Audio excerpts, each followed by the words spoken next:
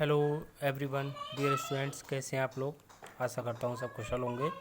मैं खेमेंद्र शर्मा नई video lecture माध्यम से नए टॉपिक के साथ उपस्थित हूँ।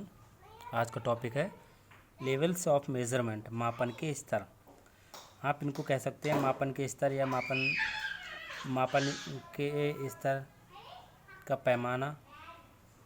ठीक है, ये जो हम लेवल्स की बात करते हैं, मापन के स्तर जो हैं, मेजरमेंट के लेवल्स हैं, वो चार हैं। इसके टाइप्स चार प्रकार हैं। नामित स्तर का मापन, नॉमिनल लेवल्स। नेक्स्ट कृमित मापन, कृमित स्तर का मापन, ऑर्डिनल लेवल या आंतरिक स्तर का मापन, इंटरवल लेवल। नेक्स्ट आनुपातिक स्तर का मापन, रेटियो लेवल। तो पहला है नामित स्तर का मापन या पैमाना। नामित मापन या मापनी को शाब्दिक या नामात्मक या वर्गीकरण मापनी भी कहते हैं।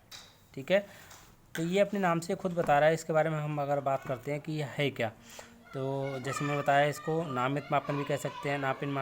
मापन इसका दूसरा नाम वर्गीकरण मापनी, ठीक है, या नामात्मक। आप नामात्मक मतलब नामकरण, ठीक, यानी कि किसी वस्तु व्यक्ति की विशेषता के आधार पर उसका नामकरण कर देना, उसको वर्गीकृत कर देना, वो नामित मापनी कहलाती है या मापन कहलाता है।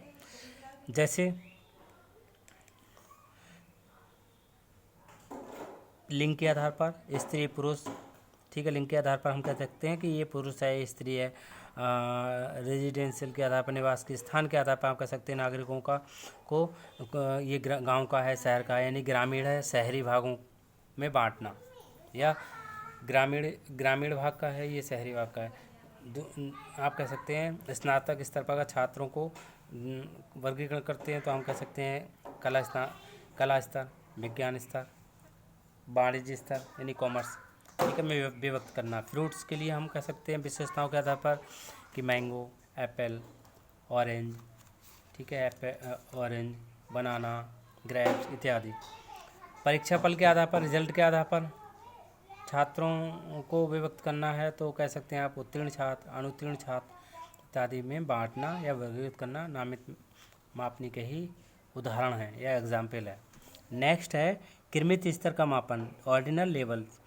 कृमित स्तर का मापन जो होता है, इसको हम कह सकते हैं कृमित मापनी को क्रम सूचक या कोटिकरण यानी रैंकिंग मापनी भी कहते हैं। तो ये अपने नाम से बता रहा है ये कौन सी मापनी है, यानी इसमें रैंक दी जाती है। ठीक, जैसे कृमित मापनी वह है जिसमें एक वर्ग की इकाइयों को एक विशेष आधार पर विभिन्न श्रेणियों में क्रमित रूप से अथवा कोटि सूचक रूप में प्रस्तुत करते हैं। इस प्रकार की मापनी द्वारा मापी गई विशेषताओं के संबंध में विस्तृत और सूक्ष्म जानकारी के साथ साथ पारस्परिक संबंधों की विशेषताओं का ज्ञान प्राप्त होता है।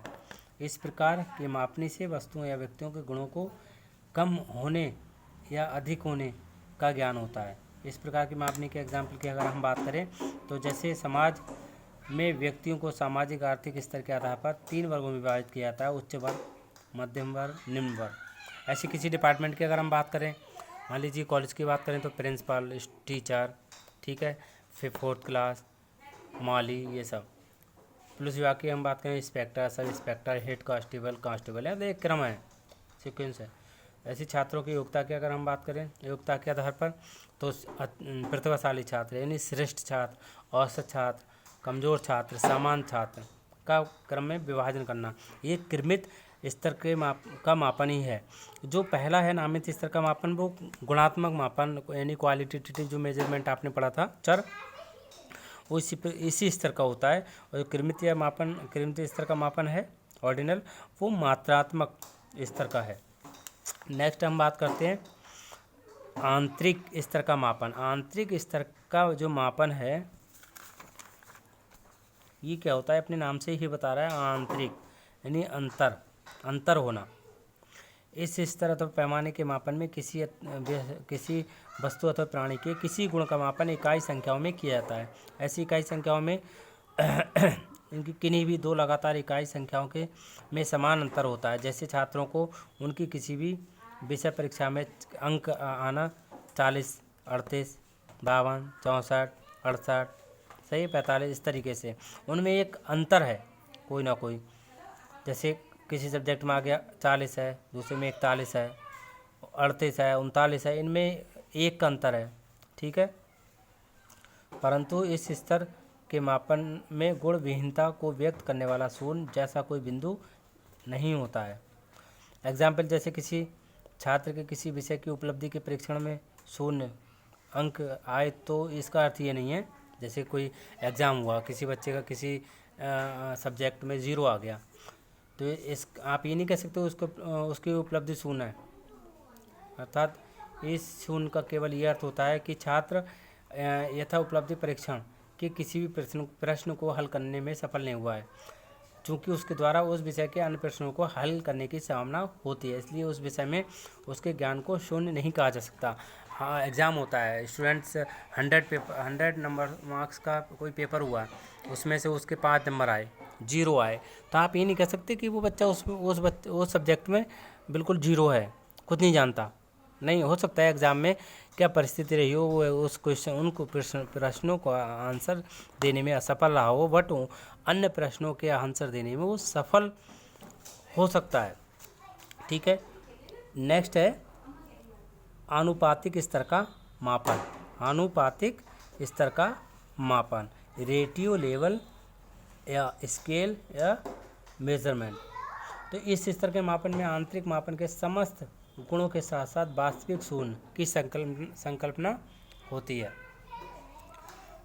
वास्तविक शून्य वह बिंदु होता है जिस पर यथा गुण पूर्ण रूप से अनुपस्थित होता है। इस शून्य की संकल्पना से मापन द्वारा प्राप्त परिणामों की तुलना की जा सकती है, जैसे उन्हें आनुपातिक रूप दिया जा सकता है, इसलिए इसे आनुपातिक मापन कहते हैं। यानी आप देखते नहीं अनुपात में 2:1, 4:2, 6:1, 6:2, 3:1, इस तरीके से जो अनुपात में जो संख्या आती है वो इसी स्तर का ही मापन कहलाता है, ठीक है। इस पर जैसे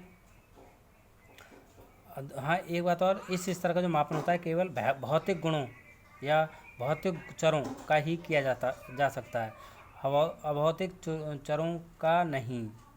सही है। भौतिक चर तो आप जानते होंगे, जैसे दूरी है, लंबाई है, किलोग्राम है, सही है। ऐसी वस्तु, इस प्रकार की वस्तु भौतिक चर होते हैं। और जैसे विशेषता हो गई, गुण विशेषता, रंग, रूप, ये सब वो अभौतिक है, मानवीय है। आप कह सकते हैं एग्जाम्पल, जैसे बुद्धि परीक्षा में राम की बुद्धि एक एग्जाम्पल, यदि राम का भार 60 किलोग्राम है, यानी 60 kg है, और श्याम का भार वजन 20 किलोग्राम है, तो ये कहा जा सकता है कि उनके भारों में 3:1 का अनुपात है, ठीक है। तो इस तरीके से अनुपात में जो रिजल्ट आता है, मापन किया जाता है अनुपातिक, वो अनुपातिक मापन कहलाता है, ठीक है छात्रों। ये क्लियर हो गया टॉपिक आज का। Thank you.